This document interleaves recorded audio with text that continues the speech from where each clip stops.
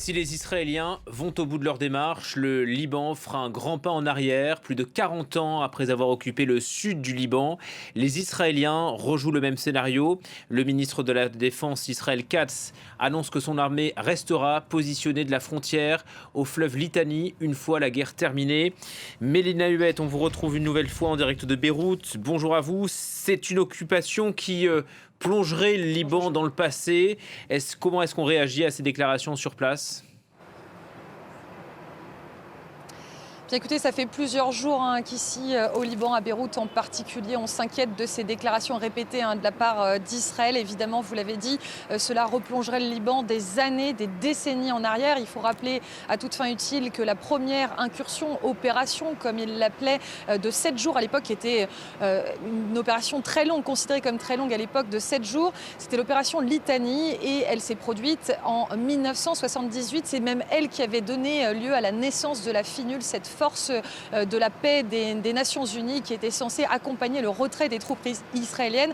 Résultat, 22 ans d'occupation jusqu'en 2000. En 1982, une nouvelle opération israélienne, c'était l'opération Paix en Galilée, qui avait vu l'armée israélienne monter jusqu'à Beyrouth, encercler la capitale, puis pénétrer dans cette capitale qui avait été vidée des combattants de l'OLP à l'époque. Souvenez-vous, et bien là, bis repetita, mais pour chasser, dit l'armée israélienne, le Hezbollah, du pays. Toujours est-il que la conséquence très concrète pour les habitants, c'est qu'au sud du fleuve Litani, c'est une zone rouge, une zone qui est sous ordre d'évacuation depuis plusieurs semaines. Il y avait 700 000 habitants avant le début de la guerre le 2 mars, aujourd'hui plus que des dizaines de milliers, mais pour certains qui ont voulu rester. Pourquoi ? Précisément parce qu'ils ont peur que de toute façon, s'ils partent, ils ne puissent pas retourner si jamais l'armée israélienne occupe les territoires. On parle de nombreuses localités, qu'il s'agisse de territoires, de municipalités chrétiennes ou mixtes.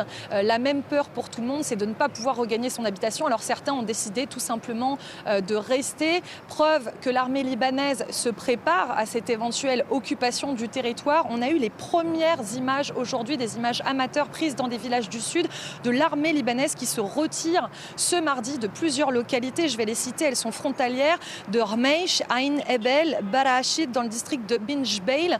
Nous étions non loin de ces localités vendredi dernier avec Ashraf Habib. Nous suivions un convoi d'aide humanitaire car il est très difficile de faire parvenir cette aide. Rappelons que l'armée israélienne a fait exploser la plupart des ponts qui reliaient le sud du Liban au reste du pays. Parlons maintenant de Beyrouth, Mélina, puisque les bombardements se poursuivent. Vous avez entendu il y a une petite heure maintenant une frappe qui a atterri sur un immeuble tout près de l'aéroport international. Absolument, les frappes se poursuivent et se répètent. Alors essentiellement, elles ont lieu dans la banlieue sud de Beyrouth que vous voyez juste derrière moi. Ces frappes font l'objet parfois d'avertissements, parfois pas. Là, vous l'avez cité, c'est un quartier qui se trouve non loin de l'aéroport qui a été visé. On a effectivement entendu cette explosion, vu des panaches de fumée au loin. C'est assez permanent ici. Vous le disiez tout à l'heure, il n'y a pas de trêve, pas de répit dans la région du Moyen-Orient. C'est particulièrement le cas ici à Beyrouth. La conséquence, on parlait de ces déplacés, c'est plus d'1 million de déplacés selon l'ONU depuis un peu moins d'un mois maintenant, le 2 mars, on le rappelle, c'est-à-dire au moment où le Hezbollah a lancé ses premières roquettes sur Israël, entraînant de facto le Liban dans cette guerre que la majorité des habitants nous le disent, ils n'ont pas choisi. Et donc la conséquence très directe, c'est, nous on le voit ici à Beyrouth ou ailleurs, ce sont des files de voitures un peu partout qui sont stationnées sur des routes, des voitures dans lesquelles les gens dorment. C'est aussi la raison pour laquelle de nombreuses personnes ne veulent pas quitter leur village au sud du Liban. C'est parce qu'ils disent non seulement on n'a nulle part où aller, en plus on ne sait pas vraiment si on va pouvoir retourner chez nous après s'il y a une invasion israélienne, mais aussi finalement on est en sécurité absolument nulle part. C'est ce que nous disait le maire de Marjayoun vendredi dernier. Et donc la conséquence, c'est, je le disais, plus d'1 million de déplacés. Et parmi ces déplacés, de nombreuses femmes et de nombreux enfants. Aujourd'hui, on a passé la journée avec un enfant de 8 ans qui vient de Tyr et qui a été déplacé de cette localité, qui aujourd'hui est à Saïda. Et avec sa famille, ils sont 4. Il loge dans une pièce de 4 mètres carrés, dans une école qui fait office de refuge. Et il a une leucémie, ce petit garçon. Ça fait 3 ans qu'il est en traitement. Il a énormément de mal mal à suivre sa chimiothérapie. Vous pouvez peut-être voir son visage sur vos écrans, des images tournées par Olivia Bizot. Hani, 8 ans, une leucémie, des séances de chimiothérapie toutes les semaines qui le conduisent à devoir se déplacer de Saïda à Beyrouth. Sauf que sa famille n'a pas de voiture, n'a pas forcément d'argent pour suivre ce traitement. Un chiffre qui est très parlant.